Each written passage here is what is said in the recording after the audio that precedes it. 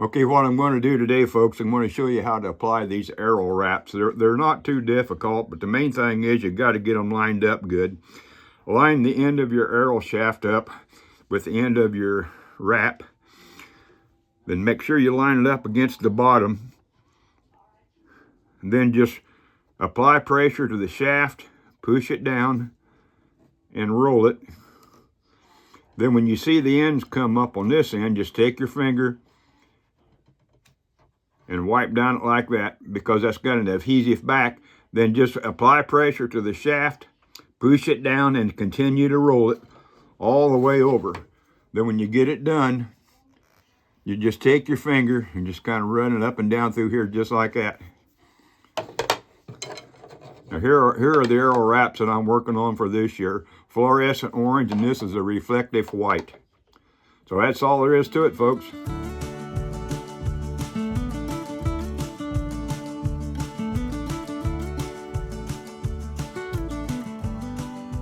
Hello folks, welcome to Outdoors with Bud. I'm your host, Bud Fields. You know, I've always enjoyed making my own arrows and everything, and I've got people ask me, now how do you go about fletching an arrow?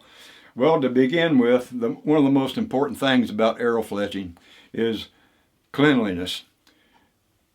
If you're fletching brand new arrow shafts, just because they're new doesn't mean that they're perfectly clear. What I recommend doing is, when you first get it, especially if you're going to fletch it from the bottom end, maybe 6 or 8 inches up, I will take a real clean paper towel and I will use some acetone, and I will run it all over that shaft, and that acetone will air dry quickly. Now once I've got that done, I try not to touch it at all with my fingers, because if I got oil on there, that's not gonna help it. And just as a brief thing here, I'm gonna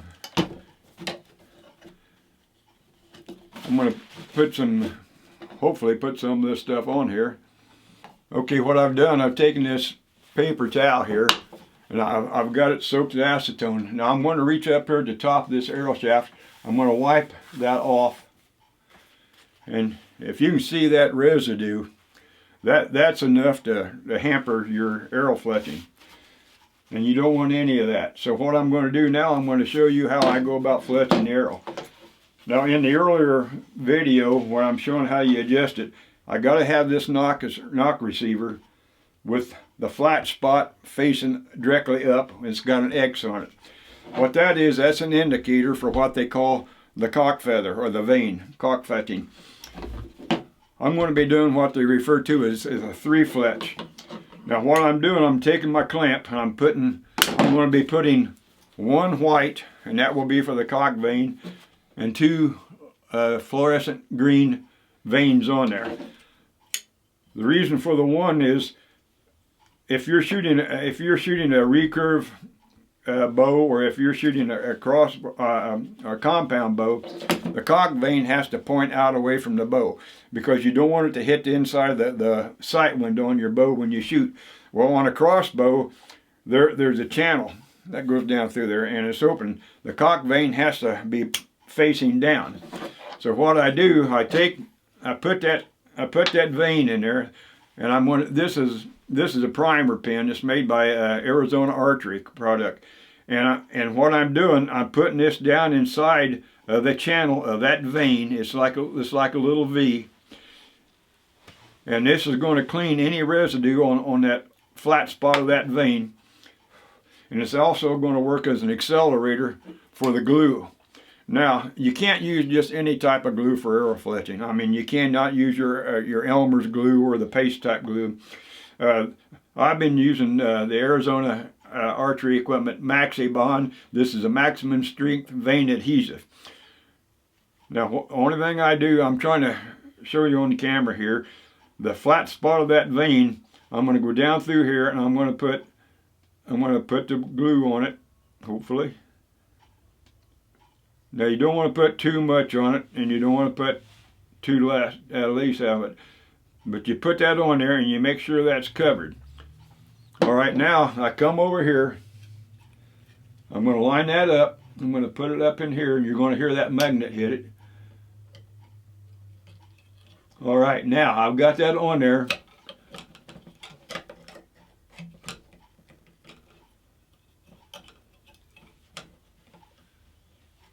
Okay, I'm going to put that vane on there and hold it in there, and it's sliding, which is normally not happening. Okay, now I'm going to hold downward pressure on that for maybe 15 or 20 seconds. And that's going to allow that glue a little bit of time to dry up.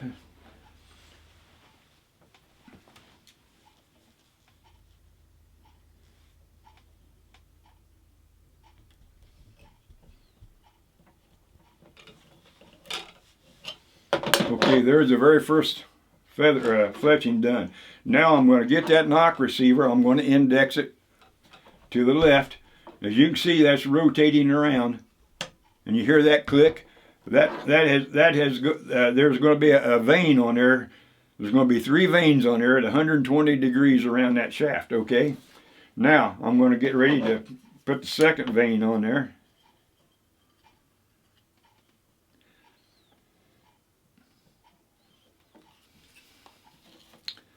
And there, once again, every time I'm going to take that pin and put some of that primer on there, and all that's doing, like I say, that's working basically like acetone. For years I used acetone for this. Well, then they come out with this new accelerator, and it seems like it makes it work a lot better. But you just kind of dab that on there, then you put it down, you let that set for maybe 15 seconds. Okay, now I'm going to go to my glue, and I'm going to put that glue right on top of that accelerator.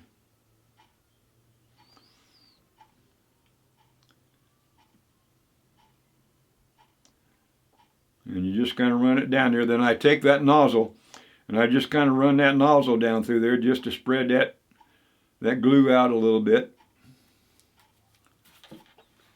Okay, now I'm going to come back over here, and I'm going to repeat the same thing that I done with that other fletch. I'll put that on there. I'm going to slide it down. And I like to get off to the side to look at it to make sure that it's going to be on there properly. Then I'm going to hold downward pressure on it for about, like I say, 15 to 20 seconds.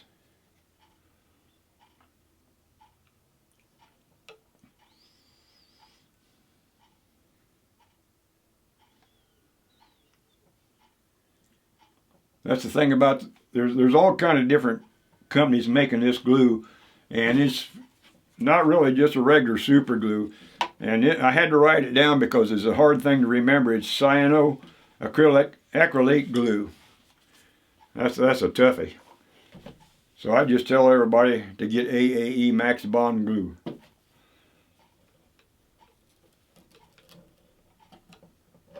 Okay, that's the second one is on there. Now I'm going to reach down here, and you can see that as I rotate it. Okay, now that's 120 degrees from the other one. Okay, now I'm going to put the third one on here.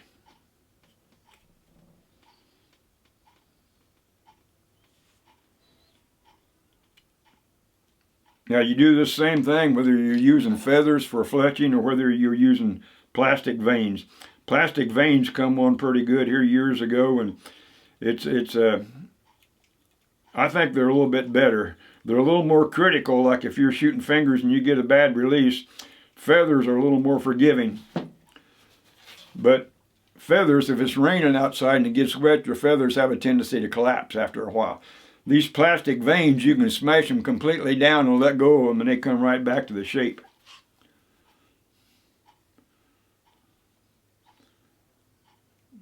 Okay, just want to make sure I get this adequately covered.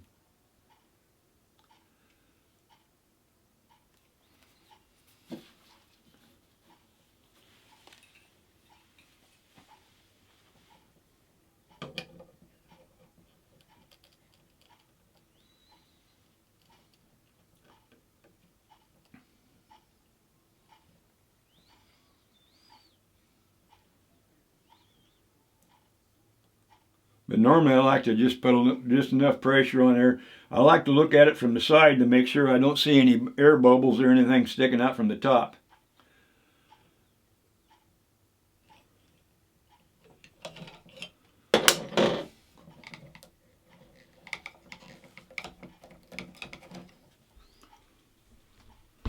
Now, another thing I like to do when you're shooting, if you're shooting like through a bale of straw or something, it's awful easy to rip these off. What I like to do before I'm completely done, I will take my glue and right on the very tip of the fletching, whether it's a feather or whether it's a vein, I just put a little dab of glue on that. That just gives it a little extra, more bonding. And then also at the back end of it, just a little drop is all you need.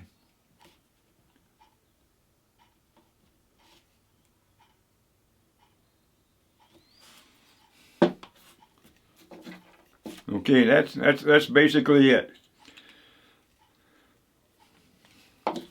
Arrow fletching is a lot of fun. It can be tedious, and it's like anything else. The more you do it, the easier it gets. But to me, it's just something extra that if I win an archery tournament, or if I take a nice deer or any kind of a deer with a bow and arrow of any kind or a crossbow, if I take it with an arrow that I made, that's just a little more kind of an honor, you know, that I done this on my own, and I made that arrow myself.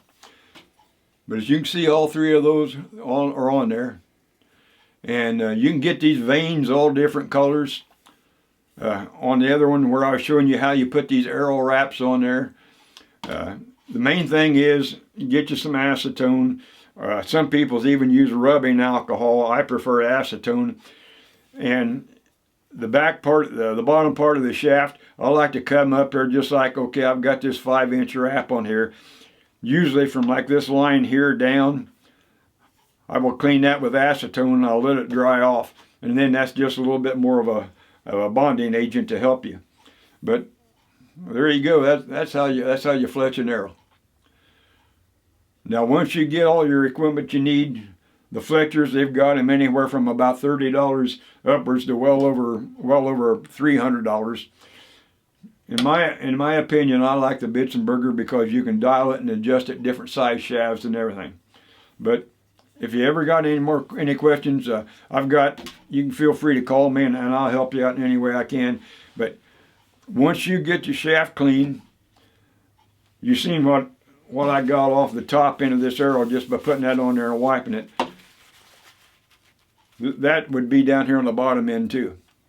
But once you get that clean, try not to handle it with your bare fingers or your bare hands as much as possible. And that's it, folks. I mean, it can be a lot of fun. Yeah. I think you ought to try it. It's like I say, a little bit more pride when you make it yourself. So I want to thank you from coming in here. And one thing you might want to do too is like if you got a fletcher and you take a look at it, and you might just take a razor blade knife, and if there's any buildup of glue on there, you just kind of scrape it off because you want to make sure you got good contact all the way through.